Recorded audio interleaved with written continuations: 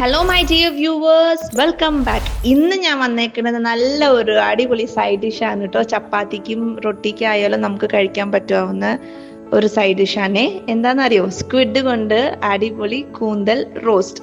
നമ്മൾ ഇത് പല ലാംഗ്വേജിൽ പല പല പേരാണേ. തമിഴിൽ കനവ, നമ്മുടെ ഭാഷയിൽ കൂന്തൽ, പിന്നെ ഇംഗ്ലീഷിൽ സ്ക്വിഡ് കലമാരി എന്ന് പറയും. നിങ്ങളുടെ നാട്ടിൽ ഇതിനെന്താ വിളിക്കുകയെന്ന് അറിയിക്കണേ, കമൻറ്റ് സെക്ഷനിൽ അറിയിച്ചാൽ മതി കേട്ടോ.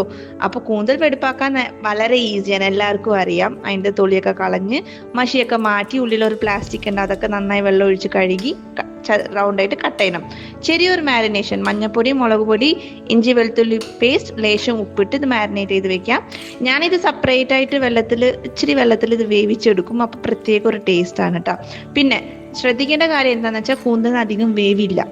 നമ്മൾ ഈ ചെമ്മീനൊക്കെ വേവിക്കുന്ന അത്രയും മതി, അതിനേക്കാളും കുറവാണ് എന്നോട് ചോദിച്ചാൽ. കാരണം ഇത് നമ്മൾ ഒരുപാട് വേവിച്ചാൽ ഇത് റബ്ബറായിപ്പോവും. അപ്പോൾ ഒരു പച്ചമുളക്, ലേശം കറിവേപ്പില ഇട്ട്, കാശ്മീരി മുളക് പൊടി കുറച്ചും കൂടി ഇട്ട് ഇത് വേവിച്ചെടുക്കാം ഒരു 2-3 മിനിറ്റ്. ഇത് സെപ്പറേറ്റ് ആയിട്ട് ഒരു പാത്രത്തിൽ മാറ്റി അതേ ചട്ടിയിൽ തന്നെ വെളിച്ചെണ്ണ ഒഴിക്കുക. വെളിച്ചെണ്ണ നിർബന്ധം കേട്ടോ. കടുക് പൊട്ടിച്ചിട്ട് ഞാനിവിടെ പെരുംജീരകം ചേർക്കുന്നുണ്ട്. ഇത് ചേർക്കുമ്പോൾ പ്രത്യേക ഒരു രുചിയാണ്, ട്രൈ ചെയ്ത് നോക്ക്. പിന്നെ ചെറിയുള്ളി ചതച്ച് തന്നെ ചേർക്കണം, അരിഞ്ഞ് ചേർക്കരുത്. ചതച്ച ചെറിയുള്ളി ഇത് നന്നായി വഴറ്റി വരുമ്പോൾ നമ്മൾ വേവിച്ച് വെച്ച കൂന്തൽ സ്ക്വിഡ് ഇത് ചേർക്കാം. പിന്നെ എക്സ്ട്രാ ഒരു സ്പൈസിനെസ് ഞാൻ ചതച്ച കുരുമുളകാണ്. പൊടിയുള്ള കുരുമുളക് കടയിൽ നിന്ന് മേടിച്ച് അത് ചേർക്കരുത്. ചതച്ച കുരുമുളക് തന്നെ ചേർക്കണം.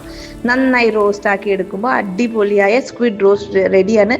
തക്കാളി ഒന്നും ചേർക്കാണ്ട് തന്നെ നല്ല രുചികരമായ ടേസ്റ്റാണ്. ട്രൈ ചെയ്ത് അറിയിക്കണേ, സബ്സ്ക്രൈബ് ചെയ്യണം. Love you all, by.